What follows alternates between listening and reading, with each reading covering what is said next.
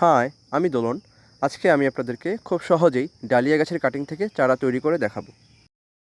তো এখানে দেখতে পাচ্ছেন আমার হচ্ছে ডালিয়া গাছ।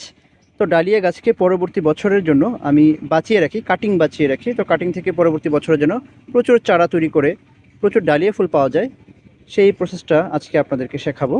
আসলে ডালিয়া গাছের যে কোনো কাটিং থেকে কিন্তু এই কাজটা করা যায় না, এটা একটা গ্রামাটিক্যালস রুলস আছে।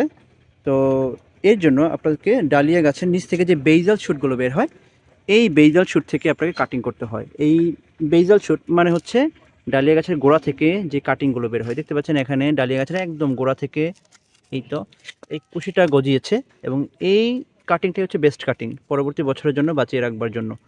এবং এখন আমরা কেটে নেব। অনেক সময় হয় কি, আপনাদের ডালিয়া গাছ যখন মারা যায় তখন এই দিয়ে কেটে দিলে এই নিচ দিয়ে প্রচুর বেইজাল শ্যুট বের হয়, ওগুলোও কিন্তু আপনারা একইভাবে কাটিং করে পরবর্তী বছরের জন্য বাঁচিয়ে রাখতে পারেন। তো এই জন্য আমরা একটা কাটিং কেটে নিচ্ছি এখান থেকে। তো আমরা এখন ডালিয়া গাছের কাটিংটা কেটে নিয়েছি। এখানে দেখতে পাচ্ছেন আমি অনেকগুলো বেইজাল শ্যুট নিয়ে নিয়েছি। এগুলোকে এখন খুব মসৃণভাবে নিচটা কেটে নিতে হবে, ব্লেড দিয়ে কাটতে হবে যেন একটু থেতলে না যায়। তো আমরা ব্লেড নিয়ে নিয়েছি। আমরা করব কি, এই যে গিটের নিচে আমরা ব্লেড দিয়ে এভাবে কেটে নিচ্ছি।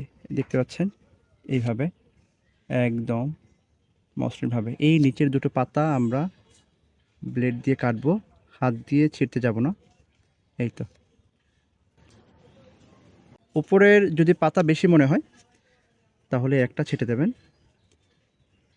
এই তো আমরা সবগুলো নিচে একদম ব্লেড দিয়ে মসৃণভাবে কেটে নিয়েছি। এখন আমরা প্রোপাগেশন করব বালিতে। এই বালিতে নিচে দিয়ে ফুটো করে তারপরে কিছু কোকোপিট দিয়ে তার উপর বালি দেওয়া হয়েছে।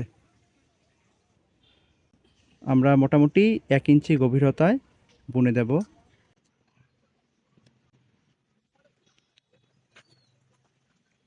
আমরা এই তো লাস্ট বুনে দিয়েছি। এখন পানি দেওয়ার সময় সরাসরি বালিতে দিব না, আমরা প্রথমে একটা পাতা দিয়ে নিব, এই পাতার উপর পানিটা ঢালবো যেন বালিটা গর্ত না হয়ে যায়। দিয়ে নিচ্ছি।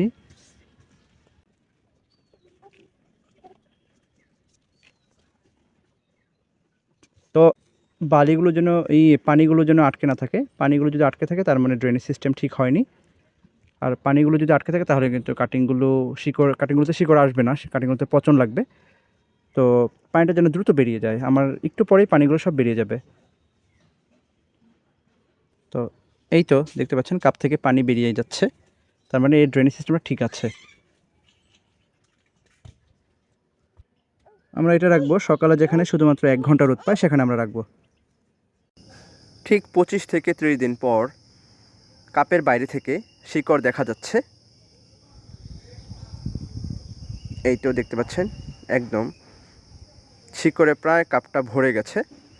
আরও কিছুদিন রেখে দিলে আরও শিকড় হতো। তো আজকে আমরা তুলে দেখাবো। তো কাটিংগুলো তোলার একটা টেকনিক আছে, সেটা হচ্ছে কি, প্রথমে কিছুটা পানি দিয়ে নিন, তারপরে এভাবে আঙুল দিয়ে চেপে চেপে বালিটা একটু আলগা করুন। এভাবে করলে হবে কি, আপনারা শিকড়গুলো একদম অক্ষত অবস্থায় টেনে তুলতে পারবেন। তো আমরা প্রথম কাটিং তুলে নিচ্ছি। দেখতে পাচ্ছেন কি অসাধারণ শিকড় হয়েছে, এবং শিকড়গুলো বেশ লম্বা লম্বা হয়ে গেছে। পরবর্তী কাটিং তুলে নিচ্ছি। এটাতেও বেশ ভালো শিকড় এসছে।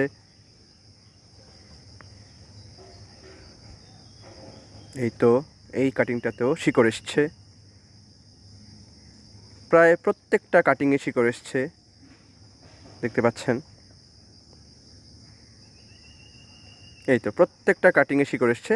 কোনো ফাঙ্গিসাইড ইউজ করা হয়নি, কোনো রুটিং হরমোন ইউজ করা হয়নি, শুধুমাত্র যা দেখানো হচ্ছে তাই। শুধু কাটিং, বালি আর পানি, এর বেশি কিছুই নয়। তো আমরা এখন আপনাদের সুবিধার্থে এগুলোকে ধুয়ে দেখাবো যেন স্পষ্টত দেখা যায়। দেখতে পাচ্ছেন কি অসাধারণ শিকড় হয়েছে। এখন এগুলোকে যেহেতু আমি পরবর্তী বছরের জন্য বাঁচিয়ে রাখবো, তো এগুলোকে আমি বৃষ্টির পানি থেকে বাঁচিয়ে রাখবার চেষ্টা করব। তো এগুলোকে আমি প্রথমত বালিতে বুনে নেব, এবং টপটা এমন জায়গায় রাখবো যেন একেবারেই বৃষ্টির পানি না পায়। যদি বৃষ্টির পানি লেগে যায় তাহলে গাছগুলোকে পরবর্তী বছর পর্যন্ত বাঁচিয়ে রাখা অত্যন্ত কষ্টকর হয়ে দাঁড়ায়। শীতকালীন এই গাছগুলো মারা যাবে, পরবর্তী সিজনে আপনি গাছগুলোকে বাঁচিয়ে রাখতে পারবেন না। তো এই ছিল আজকের ভিডিও। যদি আপনাদের কোনো জিজ্ঞাসা থাকে অবশ্যই কমেন্টে করুন, আমি আমার যথাসাধ্য চেষ্টা করব আপনাদের সমস্ত কমেন্টের উত্তর দেওয়ার জন্য। অসংখ্য ধন্যবাদ সাথে থাকবার জন্য।